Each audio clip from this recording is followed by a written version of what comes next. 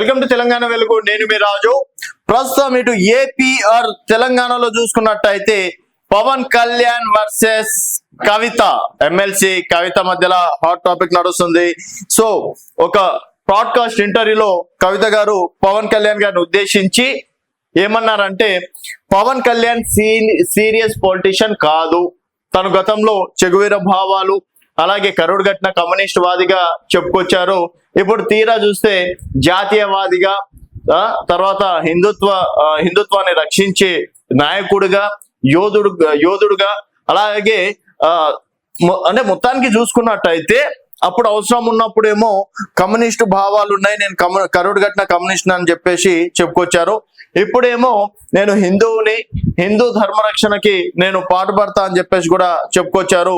So తను అదృష్టానికి deputy CM అయ్యారు తప్పించి సీరియస్ పాలిటిషియన్ కాదు అని చెప్పేసి పవన్ కళ్యాణ్ పైన వ్యాఖ్యలు చేయడం అనేది జరిగింది. దానితోటి పవన్ కళ్యాణ్ అభిమానులు ఒక్కసారిగా ఎమ్మెల్సీ కవిత గారిని వివిధ రకాలుగా మీమ్స్ తయారు చేస్తున్నారు. అలాగే సోషల్ మీడియాలో కూడా రకరకాల పేజ్లలో కూడా కవిత గారి గురించి మాట్లాడడం అనేది జరుగుతుంది. మరి కవిత గారు ఏమైనా సీరియస్ పొలిటీషియనా? కవిత గారు ఒకసారి ఏదో వాళ్ళ నాన్న సెంటిమెంట్ తోటి ఎంపీగా గెలిచి తర్వాత ఓడిపోవడం అనేది జరిగింది. అది కూడా ఇప్పుడు ఎమ్మెల్సీ కూడా వాళ్ళ నాన్న ఏదో గిఫ్ట్ ఇస్తే కూతురికి గిఫ్ట్ ఇవ్వడం వల్లనే తను ఎమ్మెల్సీగా ఉంది తప్పించి తను ఏ ఎన్నికల్లో గెలవడం అనేది జరిగింది. ఏం చేసింది? ఒకవేళ కేసీఆర్ లేకపోతే కవిత అసలు ఎంపీ అయ్యేదా, లేకపోతే ఈరోజు ఎమ్మెల్సీ అయ్యేదా అని చెప్పేసి కూడా పవన్ కళ్యాణ్ అభిమానులు చెప్పుకొస్తున్నటువంటి మాట. ఇంకా లిక్కర్ కేసుల విషయంలో కూడా వాళ్ళు బయటికి తీస్తున్నారు.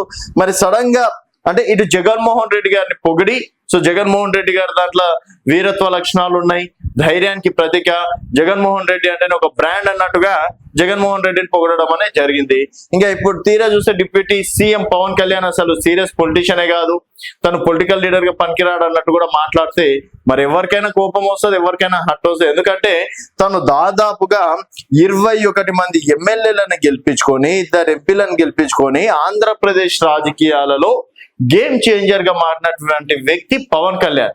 సొంతంగా ఎవరి అండదండ లేకుండా 2014లో జనసేన పార్టీ పెట్టి 2018-19లో ఒక్క స్థానమే గెలిచి తర్వాత తను ఓడిపోయినప్పటికీ ఎక్కడ కూడా వెనకడుగు వెయ్యకుండా 2024లో ప్రపంచనం సృష్టించినటువంటి వ్యక్తి పవన్ కళ్యాణ్. ఈరోజు పవన్ కళ్యాణ్ లేకపోతే ఏపీలో మహాకూటమి వచ్చేది కాదు, అంత బ్రహ్మాండమైన స్థానాలు కూడా వచ్చేటివి కాదు. ఎందుకంటే పవన్ కళ్యాణ్ టీడీపీ తోటి కలవడం వల్ల ఇటు బీజేపీని కూడా టైప్ చేసి ముగ్గురు కూటమిగా ఏర్పడడంలో పవన్ కళ్యాణ్ కీలక పాత్ర పోషించారని చెప్పేసి కూడా చెప్పుకోవచ్చు.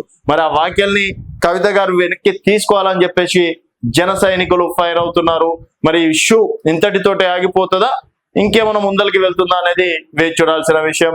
మరి పవన్ కళ్యాణ్ గారి పైన కవిత గారు చేసినటువంటి వాక్యాల్ని మీరే విధంగా చూస్తున్నారా అనేది మీ అభిప్రాయాల కింద కామెంట్ రూపంలో తెలియజేయండి. చూస్తూనే ఉండండి తెలంగాణ వెలుగు.